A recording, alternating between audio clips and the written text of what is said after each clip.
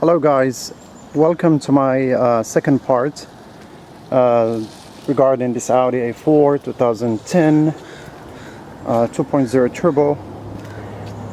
Problem of a misfire on cylinder number 2. I noticed two things, if not three things. There was not much carbon buildup here and by the valves. There's not much. Also, I noticed that the fuel pump is probably leaking. There's so much, I can tell there's so much fuel over there collecting dust and dirt, and it's not supposed to be leaking. It's not supposed to be, so also some rust here, a sign of this fuel pump maybe has never been replaced. So maybe this is a chance to replace it, and it could be the reason why I have a misfire on cylinder number 2. The question is, why cylinder number 2 and 2 only? So I just removed the fuel pump. There are 3 bolts. You can either use 10mm or T30. This is my recommendation, a very small ratchet, and number 10. So now I'm gonna strip out everything that you see here, and for that you need a T30. I'll start with the PCV valve.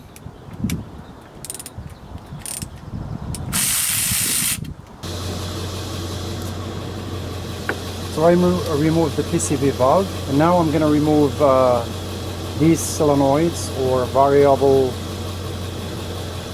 I don't know how to correctly call them, but this is what I'm going to remove, and this is the best tool in my opinion. Very small ratchet and this long extension, T25. Okay, now after removing these solenoids and the PCV valve, the coils and everything, it's time to remove this cover. What I needed was this small tiny ratchet and number 10.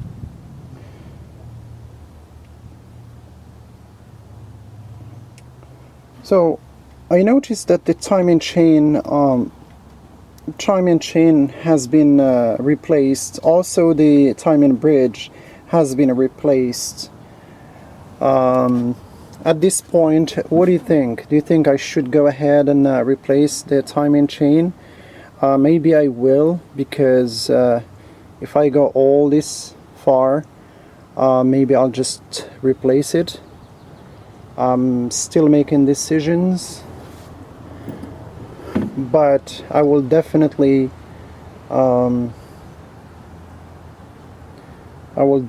see if I have to remove it once I remove this cover and see what's going on in there.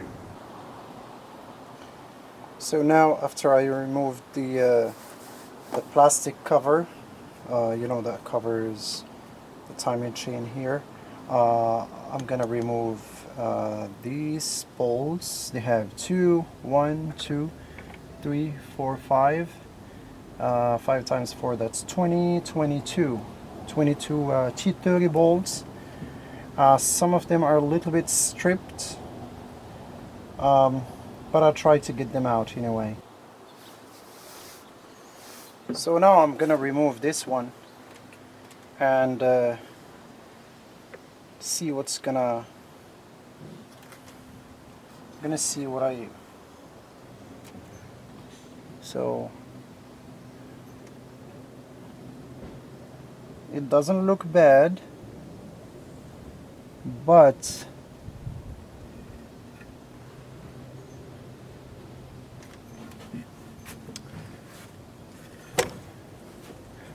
sorry for the shake. Anyway, I found out a problem here.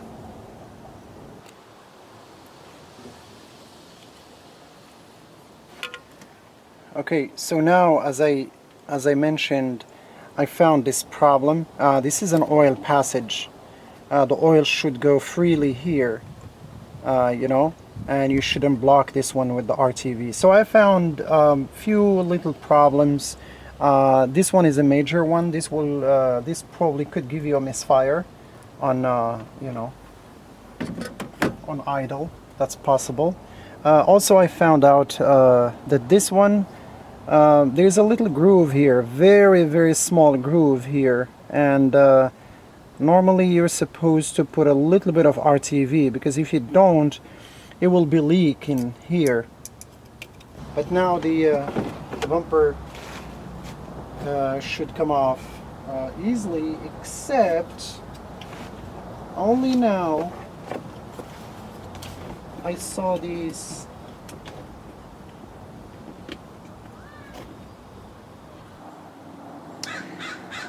okay guys, so once I removed the aluminum bar here, I tried to see what am I gonna do with this, and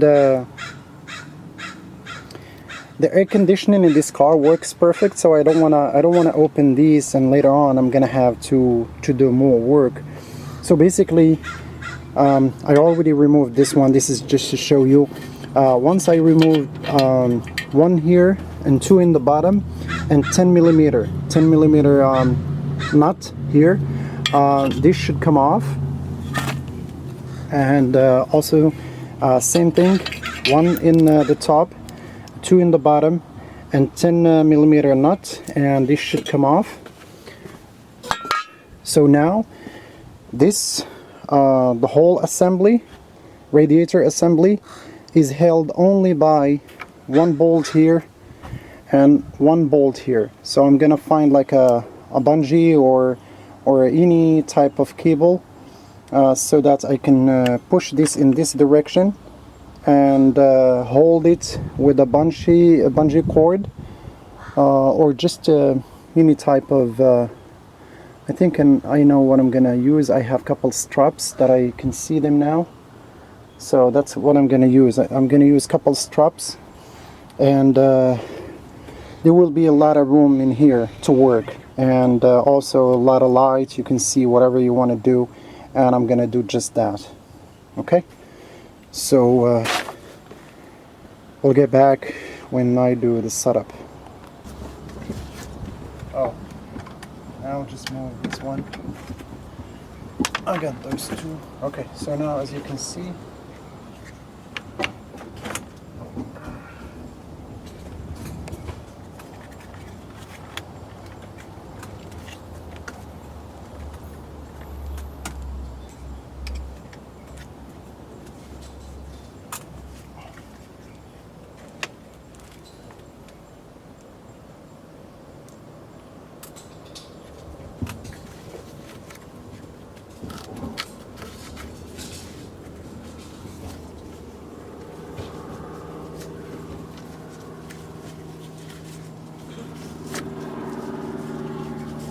I should do it. Do you want to go anywhere? This one also.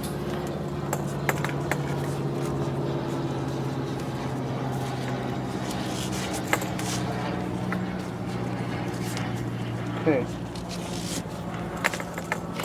Now I'm gonna go underneath and see if something is wrong or something needs to be supported and all that. So for the last one, I'm going to use a shorter extension. Same principle. You want to grab the nut, make sure that you got it. Then you use the adapter. I mean the ratchet. Sometimes it's hard. Plug it in. Okay.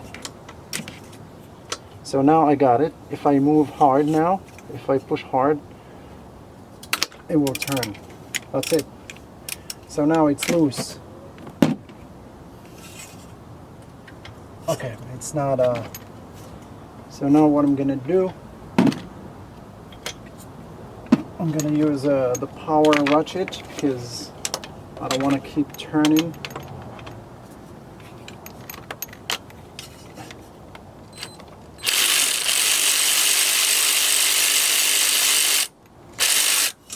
Okay.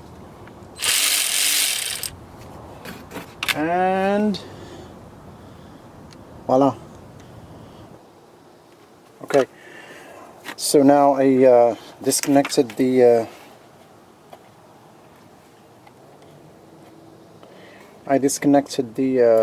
exhaust from the catalytic converter. Also the turbo, I disconnected it from the engine, from the block.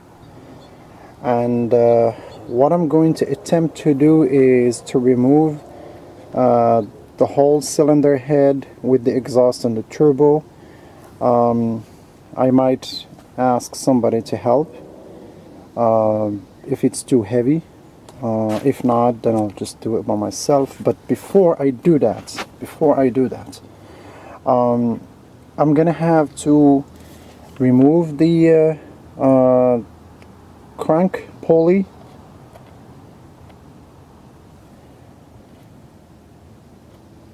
Yeah, I'm gonna have to remove the this pulley. After that, I'm gonna remove this cover,